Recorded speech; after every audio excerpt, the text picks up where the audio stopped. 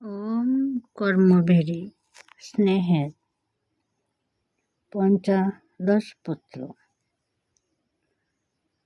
রাত্রি শেষে স্বপ্ন দেখিলাম বাংলার সবগুলি লোক লাঠি ধরিয়াছে।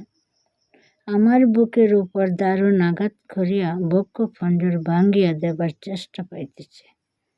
তাহারই কয়েক ঘণ্টা পরে হরপত্রে জানিলাম, তোমার বিবাহের জন্য তোমার পিতা উঠিয়া পড়িয়া লাগিয়া গিয়াছেন, আর তাহার ইচ্ছার প্রবল প্রতিরোধ দিতে পারিতেছ না বলিয়া তুমি আত্মহত্যার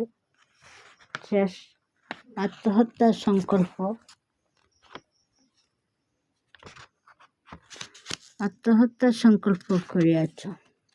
এই স্বপ্ন এবং এই সত্য এতত্ত্বভয়ে মধ্যে কোনো সংস্পর্শ সূত্র আছে কিনা বিবেচ্য।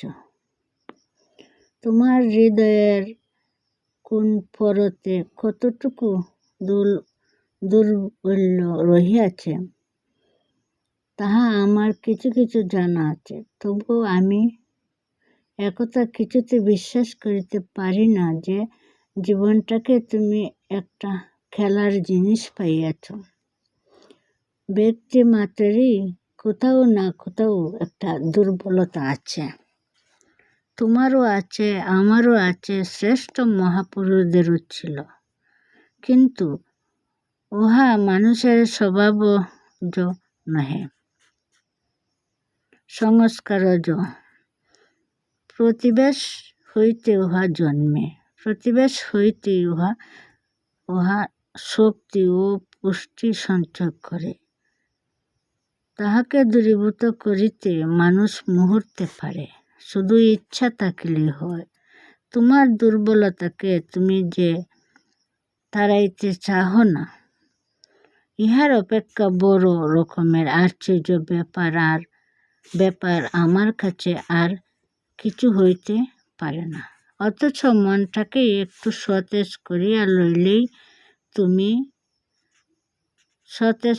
লইলেই কিন্তু তুমি সব করিতে পারো।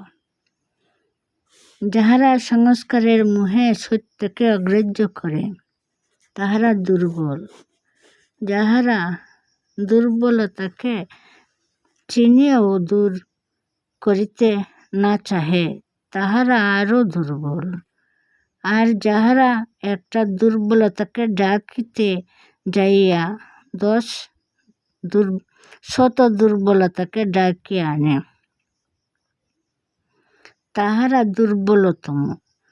তুমি কি চাহ যে আমি বিশ্বাস করিতে বাধ্য হই তুমি ইহাদের অন্যতম, এমনকি নিকৃষ্টতম? আমরা দুর্বল একথা যদি কেহ কহে তবে জানুক, যাহার চেয়ে বড় অপমান আমাদের হইতে পারিত না তাহাই হইয়া গেল।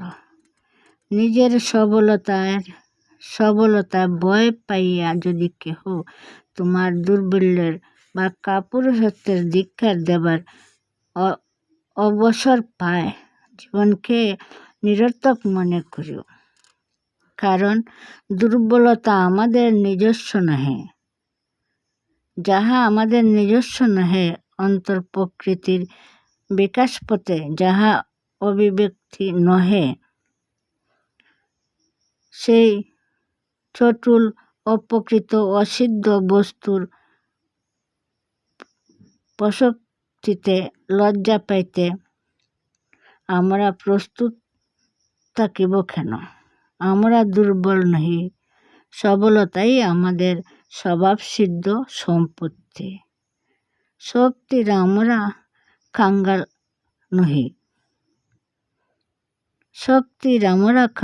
নহি, আমরা ইহার অপ্রতিদ্বন্দ্বী অধিকারী। আমাদের এই অধিকার খণ্ড নয়, অখণ্ড, আংশিক নয়, সম্পূর্ণ, কাল্পনিক নয়, বাস্তবিক। কেন তুমি তবে এই স্বভাব প্রবর্তিত পূর্ণতার স্কন্ধে মিথ্যা নিন্দার পসারা চাপাইতে পরকে সুযোগ দিয়া দিবে। বিবাহ করা সব সময় একটা কিছু অন্যায় ব্যাপার নয়। জাতির হিতের জন্য, মানব সমাজের কল্যাণের জন্য, ভগবানের সৃষ্টি বৈচিত্র্যের পারস্পর্য রক্ষার জন্য বিবাহ প্রয়োজন এবং পুণ্যজনক। আবার কামের তৃপ্তির জন্য, একপাল কৃতদাসের সৃষ্টির জন্য, ভিক্ষুক বৃত্তির চিরস্থায়িত্বের জন্য বিবাহ মহাপাতক। বিবাহার্থীর প্রথম ও প্রধান প্রশ্ন বয়স, বিদ্যা বা বংশ নহে, পরন্তু উপযোগিতা। এই যে বিরাট ভাগবতী লীলা ব্রহ্মাণ্ড ব্যাপিয়া চলিয়াছে, ইহার পূর্ণতা তোমার বিবাহের দ্বারা সম্পাদিত হইবার সম্ভাবনা আছে বলিয়া সত্যই তুমি বিশ্বাস পোষণ করো কি?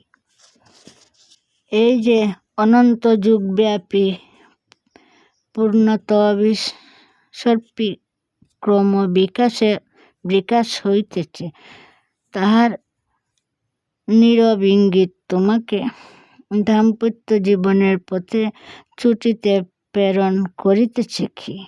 এই প্রশ্নের অকপট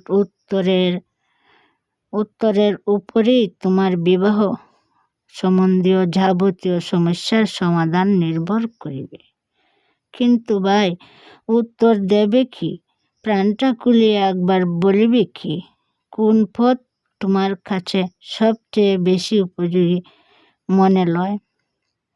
বিবাহিত জীবনের না কুমার্যের?